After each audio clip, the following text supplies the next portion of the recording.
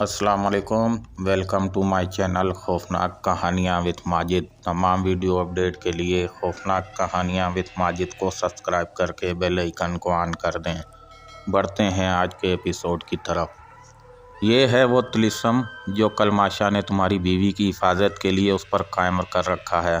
अगर तुम दोनों में से कोई भी उस तक चला जाए तो ये सांप एक पल में उसे डस कर ख़त्म कर देंगे। फिर अब क्या करना होगा? सेराब ने बेताबी से पूछा। मैं अभी इसे ख़त्म करती हूँ। यह कहकर आनिया ने आंखें बंद कर ली, दोनों हाथ सीने पर बांधे। वो सिर झुकाए अब बिल्कुल खामोश खड़ी थी। कितने ही पल खामोशी और इंतज़ार की सूली पर गुजर गए। सेराब और फारूकी के लिए एक एक लम्हा अजाबनाक हो रहा था। एकदम आनिया ने आंखें खोली और आहिस्ता से शम्मा की जानिब फूंक मार दी। उसके लबों के वाह होते ही उसके मुंह से एक सितारा सा चमकता हुआ बरामद हुआ, जो दूसरे ही पल लिपक कर शम्मा के बदन पर किसी बादल की तरह साया फगन हो गया। रोशनी का ये बादल एक या दो पल शम्मा के ऊपर रहा, फिर सिमट कर बारी बारी चारों सांपों से टकराया और गायब हो गया। सांप एक पल को साख्त हुए, फिर जैसे उनके बदन तड़क गए। लहरा कर उन्होंने फन डाल दिए। उनकी फर्श में गड़ी हुई दुमें बाहर निकल आईं और उन चारों की गिरफ्त शम्मा के हाथों पैरों पर से ख़त्म हो गई।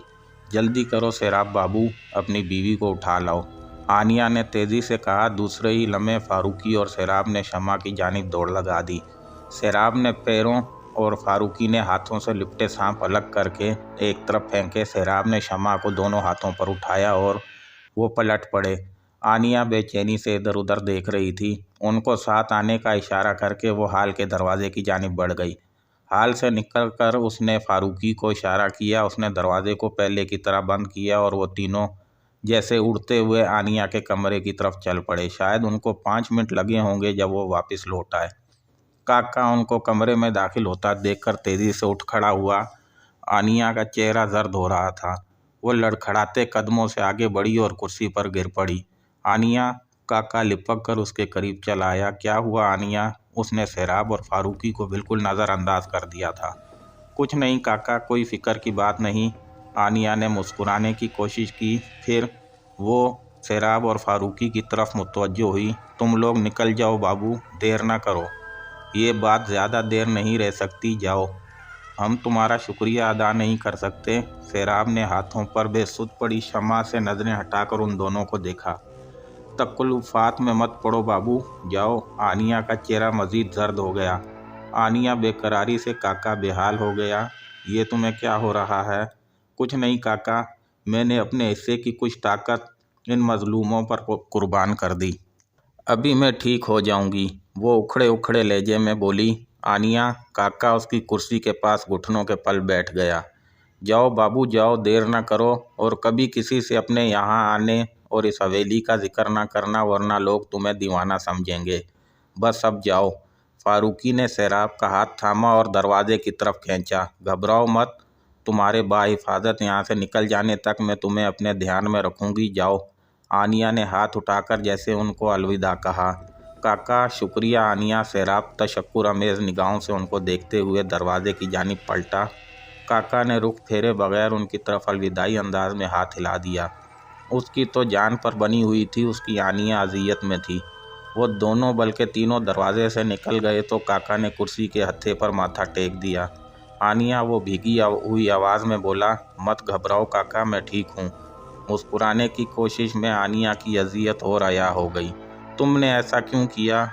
क्यों खुद को दुख दिया? तो क्या करती जो तुम अपने मेहमानों को मेरे पास ले आए थे? तो क्या मैं उनकी मेहमान नवाजी ना करती? मगर इस तरह? ये कुछ नहीं है काका, हमने मोहब्बत की है, उन्होंने भी मोहब्बत की है। एक मोहब्बत करने वाला ही दूसरे मोहब्बत करने वाले की हालत जान सकता है।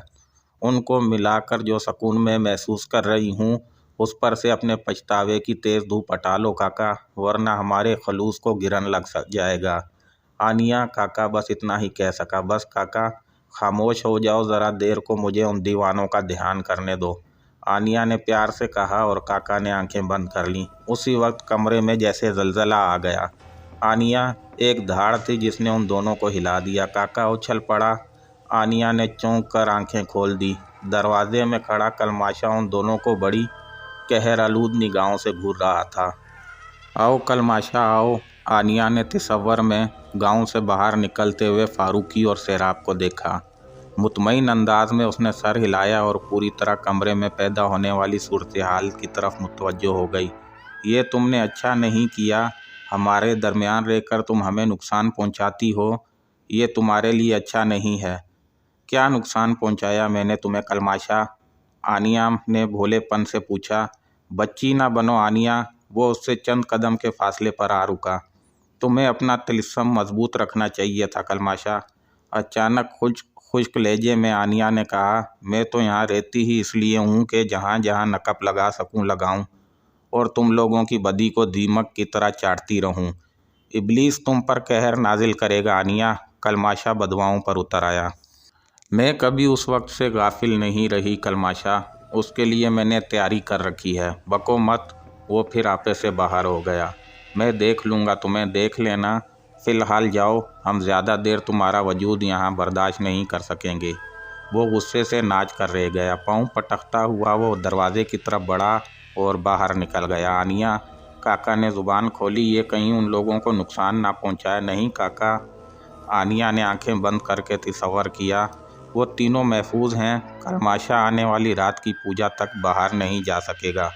शफ़क़ात ने बेजार होने से इनकार कर दिया है। उसे कलमाशा के दर्द में कोई दिलचस्पी नहीं। वो अगर इब्लीस के हुक्म से उसके चेलों को पनाह देने का पाबंद ना होता तो शायद वो कलमाशा को इतने ताउन से भी महरूम ही रखता। वो बदनीयत और बदकमाश आदमी सिर्फ़ और सिर्फ अपने मतलब का पक्का है। वैसे भी वो कलमाशा से हसद करता है। कलमाशा जिस ताकत के हसूल के लिए कोशा है, अगर वो उसे हासिल करने में कामयाब हो जाता है तो शफ़क़ात जैसे बदी के देव कामत मुजस्मे तो उसके आगे पानी भरते नज़र आएंगे। इसीलिए वो इसकी मदद से जी चुरा गया है। ये तो अच्छा ही हुआ आनिया, वरना अगर वो कलमाशा की मदद पर उतर आता तो इन लोगों का यहाँ से सही सलामत निकलना दुश्वार हो जाता। हाँ, इन दोनों की आपस की चिपकलिश ने किसी का भला कर दिया। आनिया के लबों पर मुस्कुराहट उभरी। काका ने उसकी मुस्कुराहट में रौनक सी महसूस की और उसका दिल इत्मीनान से लबालब हो गया। तुम अब ठीक हो ना? वो उसे कुर्बान हो जाने वाली निगाहों से देखते हुए बोला। हाँ। जर्दी से सुर्खी में बदलते चेहरे पर आनिया ने मुस्कुराहट का गहरा नक्श कायम करते हुए जवाब दिया, बिल्कुल ठीक हूँ। और अब तुम भी जाओ काका, सुबह होने वाली है। चलता हूँ, काका ने मुस्कुरा कर कहा और उठ खड़ा हुआ। आनिया ने चोर निगाहों से उसकी तरफ देखा और चेहरा दूसरी तरफ कर लिया। काका ने दरवाजे के पास जाकर कदम रोके। ज़रा सा रवैया बदल कर उसने निगाहों के ताते में लिया। वो उसी को देख रही थी। काका के उधर देखते ही आनिया ने फिर से चेहरे का रुख बदल लिया। होले से हंसकर काका दरवाजे से निकल गया। अगले ही लम्हे कमरे की फ़िज़ा में एकदम उदासी और बेरौनकी ने डेरा जमा लिया। कुर्सी पर अब हंसती, मुस्कुराती, बोलती, सुनती आनिया नहीं, उसका ढांचा दिखाई दे रहा था। सैराब ने शमा को हाथों पर उठा रखा था। फारूकी उसके पीछे पीछे था। मुमकिना हद तक तेज़ रफ्तारी से वो गांव के बाहर जाने वाले रास्ते पर चले जा रहे थे। खासा खान की दुकान बंद थी। सुबह होने में थोड़ी देर ही बाकी थी। खेतों और सब्ज़े पर हल्की हल्की हवा चहलकदमी कर रही थी। अचानक करा कर शमा ने आंखें खोल दी। सैराब ने रफ्तार हल्की कर दी। फिर वो रुक गया। फारूकी दाएं बाएं आगे पीछे देखते हुए उनके करीब चला आया। शमा, शमा। सैराब ने उसे आहिस्ता से कच्ची ज़मीन पर उतार दिया। सैराब। वो उसका सहारा लेकर खड़ी हो गई। इधर उधर देखा और हैरत से उसकी आंखों से उमड़ पड़ी। हम कहाँ हैं? ये सब बाद में पूछ लेना। ये बताओ, आसानी से चल सकोगी? सैराब ने वक्त की नाज़ाकत को महसूस करते हुए जल्दी से कहा। हाँ, कोशिश करती हूँ। मेरा सर बहुत भारी हो रहा है। वो थके थके से लहजे में बोली। तो आओ, इस वक्त बातें करने का मौका नहीं है। सैराब ने उसका हाथ थामा और चल पड़ा। फारूकी ने ज़ुबान खोलना मुनासिब ना समझा। अब वो पहले से ज़्यादा तेज़ रफ्तारी से चल रहे थे। गांव से निकलकर यूं ही उन्होंने कच्चे रास्ते पर कदम रखा, एक अजीब बात हुई। वो टटक कर रुक गए। सुबह काज़ब का अंधेरा एकदम उड़न छू हो गया। हर तरफ रोशनी, उजाला और दिन का नूर फैलता चला गया। बेख्तियार उन्होंने पलटकर गांव की तरफ देखा। खेत मौजूद थे, हरियाली मौजूद थी, गांव के अंदर जाने का रास्ता मौजूद था, मगर दूर से दिखाई देने वाली हवेली का कहीं वजूद ना था। हैरत ज़दा नज़रें आपस में मिलीं। शम्मा ने इस सूरत हाल को सबसे ज़्यादा महसूस किया। फारूकी और सेराब के कानों में आनिया का फ़िक्रा गूंजा, कभी किसी से यहाँ आने और हवेली का जिक्र ना करना, वरना लोग तुम्हें दीवाना समझेंगे। बात उनकी समझ में आ गई। शम्मा को समझाने का वक्त नहीं था। वो उसे साथ लिए खामोशी से वापसी के रास्ते पर चल पड़े। तकरीबन 10 मिनट बाद वो ठीक उस जगह पहुंच गए जहां से नशीब में उतरकर उन्होंने कच्चे रास्ते पर कलमाशा का पीछा किया था। हैरत पर हैरत उनके लिए दरवाजे खोलती जा रही थी। दूर से उनको रेस्तुरान में लोगों की चहल पहल दिखाई दे रही थी। पीटीडीसी वालों की बस भी मौजूद थी। वो ज़रा सा आगे आए। कच्चा रास्ता एक पगडंडी की शक्ल में घूमकर रेस्तुरान तक जा रहा था। उन्होंने नशेब से कट कर को वो रास्ता इख्तियार किया। शम्मा के लिए वो चढ़ाई चढ़ना शायद मुश्किल हो जाता। 5-7 मिनट के बाद वो रेस्तुरान तक आ पहुँचे। लोग उनके गिर्द जमा हो गए। उनकी बस अभी तक खड़ी थी। जिन लोगों ने कल माशा को देखा था जो शम्मा को अगवा करके ले जा रहा था, उन्होंने फारूकी और सेराब को भी उसके पीछे जाते देखा था। कौन था वो जनाब जो इनको अगवा करके ले जा रहा था? आपको ये कहाँ से मिली? वो बदमाश अब कहाँ है? उसे जान से मार देना चाहिए था। जितने मुंह उतने सवाल। फारूकी और सेराब ने उनको हल्के फुल्के जवाब देकर जान छुड़ाई और बस की जानिब बढ़े। ड्राइवर और कंडक्टर उनके पीछे पीछे चले आए। वो अपनी सीटों पर बैठ गए तो ड्राइवर उनके पास चला आया। बाबूजी, किसी किस्म की मदद की ज़रूरत हो या थाने में रिपोर्ट कराना चाहें तो? नहीं भाई, इन झंझटों में पड़ने का वक्त नहीं है हमारे पास। वो हरामज़ादा भाग गया, इनकी जान बच गई, यही काफ़ी है। फारूकी का इशारा शम्मा की तरफ था। ठीक है जी। वो सर हिलाकर लौट गया। लो बेटी, काफ़ी पी लो, तबीयत बहल जाएगी। एक आवाज़ पर वो तीनों चौंक पड़े। कलंगा दोनों हाथों में काफ़ी का कप और सैंडविच थामे उनके करीब खड़ी थी। उसका हुलिया एक अमीर कबीर औरत का था। वो कुछ खज्जल सी दिखाई दे रही थी। कलंगा तुम? सेराब ने उसे हैरत से देखा। शम्मा ने उसके हाथ से काफ़ी और सैंडविच ले लिए। तुम कहाँ चली गई थी? मेरा जाना बहुत ज़रूरी था सेराब बाबू।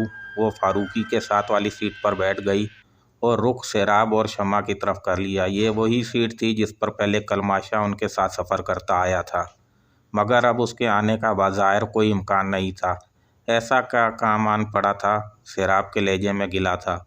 तुम जानती हो हमारे साथ क्या हादसा हो गया? जब मुझे पता चला उस वक्त तुम वापसी का सफ़र शुरू कर चुके थे सेराब बाबू। मैं मजबूर ना होती तो कभी तुम्हें अकेला ना छोड़ती। फिर भी ऐसी क्या मजबूरी थी कलंगा कि तुम बगैर बताए चली गई? फारूकी ने धीरे से पूछा। अरफा, कलंगा ने आहिस्ता से कहा। क्या हुआ अरफा को? शम्मा ने जल्दी से पूछा। उसके यहाँ मुर्दा बच्चा पैदा हुआ है। मैं उसी के पास थी, कलंगा ने मुख्तसरन बताया। ओ, शम्मा ने सेराब की जानिब देखा। कलंगा की मजबूरी उन तीनों की समझ में आ गई। शिकायती लहजा हमदर्दी में ढल गया। अरफा अब ठीक तो है ना? हाँ बिल्कुल ठीक है। ये दुख का आखिरी मरला था जो मेरी बच्ची ने बड़े हौसले से तय कर लिया। उसी वक्त ड्राइवर ने अपनी सीट संभाली और 3 बार वक्फे वक्फे से हारन दिया।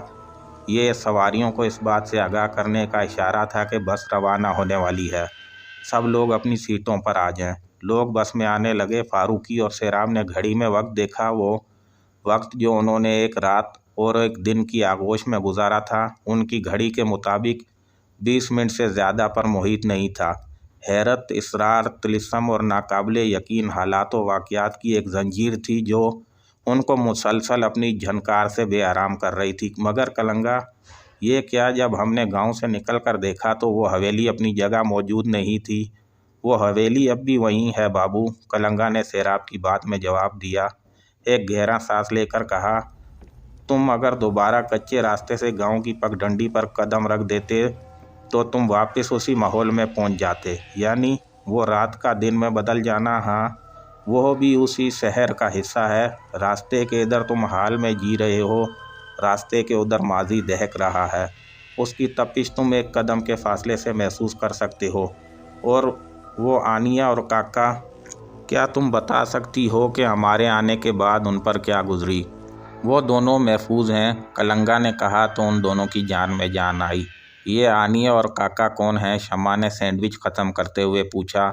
2 मोहब्बत करने वाले, जिनकी कोशिश से हम तुम्हें उस कलमाशा के चंगल से छुड़ाने में कामयाब हो सके।